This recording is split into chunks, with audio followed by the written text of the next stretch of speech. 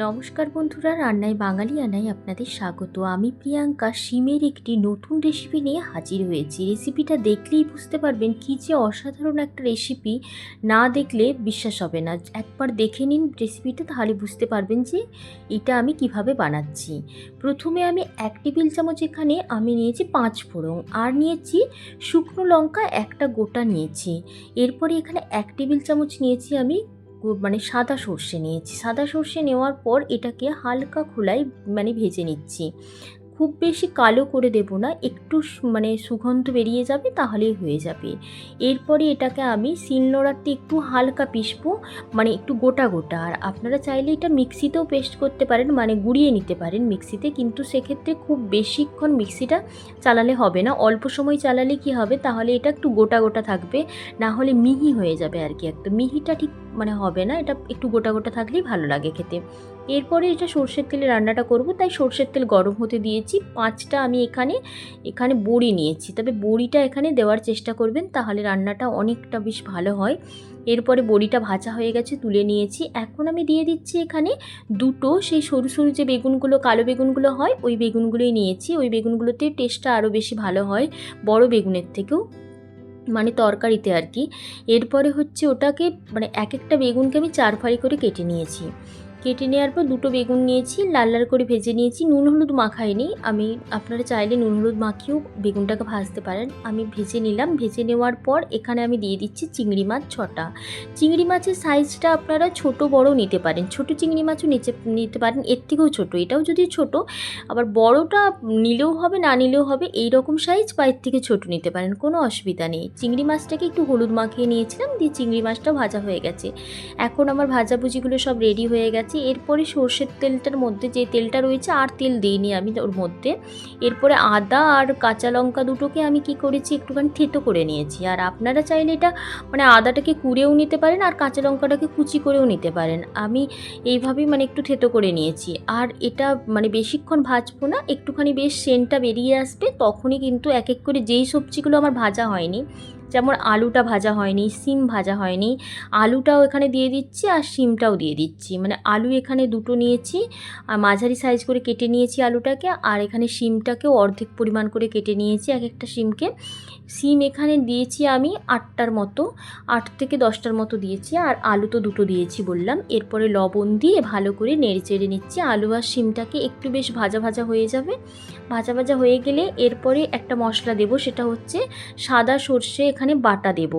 সাদা সর্ষে আপনারা এখানে 1 টেবিল চামচের মতো বাটা দিয়ে দিতে পারেন। আর সাদা সর্ষে বেটে দেওয়ার পর বেশিক্ষণ কিন্তু কষাবো না। সাদা সর্ষে যে বেটে নিয়েছি, আর একটুখানি বাটি ধোয়া জল দিয়ে দিলাম। দেওয়ার পর একটু অল্প পরিমাণ কষাবো, এটা বেশি কষানোর প্রয়োজন নেই সর্ষে। এরপরে আমি এখানে দুধের ব্যবহার আছে, দুধ দিতে পারেন। আমি এখানে গুঁড়ো দুধ ব্যবহার করেছি। গুঁড়ো দুধ এখানে 4 টেবিল চামচ, একটা এক হাফ গ্লাস জলের মধ্যে ভালো করে মিশিয়ে নিয়েছি। মিশিয়ে নেওয়ার পর দুধটা আমি এখানে অ্যাড করেছি। আপনারা চাইলে এখানে এমনি গরুর দুধও ব্যবহার করতে পারেন, অসুবিধা নেই। ঢাকা দিয়ে এরপরে হচ্ছে এটা সেদ্ধ হতে দেবো, আলু আর শিমটা ভালোভাবে সেদ্ধ যেন হয়ে যায়, সেদিকে দেখবো যে আলু শিমটা সেদ্ধ হয়ে যাওয়ার পর ভাজা ভাজা যে আছে, যেগুলো ভেজেছি সেগুলো দেব। আলুটা দেখতে পাচ্ছেন সেদ্ধ হয়ে গেছে। এরপরে আমি এক এক করে ওই যে চিংড়ি মাছ, বেগুন আর বড়িটা দিয়ে দিচ্ছি এর মধ্যে। এটা দেওয়ার পরও কিছুক্ষণ ফোটাবো, যাতে করে বেশ মাখো মাখো একটা ব্যাপার হয়। তবে এটা একটু জল জলে রাখলে কি হয়, ভাত দিয়ে মেখে খেতে খুব ভালো লাগে। ভাত দিয়ে আর তো তরকারিরই প্রয়োজন হবে না এই রেসিপিটা থাকলে। এটা ঠিক শুক্তো টাইপের রেসিপিটা। এরপরে হচ্ছে শিমের শুক্তো আর কি। এরপরে এটা ঢাকা দিয়ে আবারও একটু বেশ ভালো করে যাতে করে বেগুন, বড়ির যে আর চিংড়ি মাছের যে সেন্টটা, সেটা যাতে ঝোলের মধ্যে ভালোভাবে মিশে যায়, সেই জন্য এটা ভালোভাবে ফুটতে দিয়েছি। এরপরে ফোটা হয়ে গেছে এটা, এখন একদম পুরোপুরি রেডি হয়ে গেছে। এরপরে আমি শেষের যে মশলাগুলো আছে ওগুলো দিয়ে দিলেই বাস, রান্নাটা রেডি হয়ে গেছে। এখন একটুখানি চিনি দেব, অল্প পরিমাণ, যাতে স্বাদটা বেশ ব্যালেন্সের জন্য আর কি। একটু মিষ্টি দিলে কি হয়, ভালো লাগে টেস্টটা, সেই জন্য একটু চিনি দিলাম। আর হাফ টিস্পুনের মতো ঘি দিয়ে দিলাম, মানে ঘি দিলে না এর স্বাদটা অনেকটা বেড়ে যায়। ঘি দিয়ে দিয়েছি, এরপরে যে ভাজা মশলাটা রেখেছিলাম ওই ভাজা মশলাটা দিয়ে দিলাম। ভাজা মশলাটা দিয়ে দেওয়ার পর গ্যাসের ফ্লেম বন্ধ করে দেবো, আর গ্যাসের ফ্লেম চালিয়ে রাখার কোনো প্রয়োজন নেই। এরপরে এটাকে আমি ভালো করে মিশিয়ে নিয়ে, এখন আমি লবণটা কিন্তু এটাতে মাঝখানে একবার দিয়েছিলাম, দুধটা যখন দিয়েছিলাম তারপরে ওটা বোধহয় কোনোভাবে কেটে গেছে। লবণটা আপনারা দেখে নেবেন যে লবণটা ঠিকঠাক আছে কি না। এরপরে ঢাকা দিয়ে এটা আমি 5 মিনিট রেখে দেব। তাহলে কি হবে, বেশ ভালোভাবে মানে সেট হয়ে যাবে রান্নাটা একদম পুরোপুরি।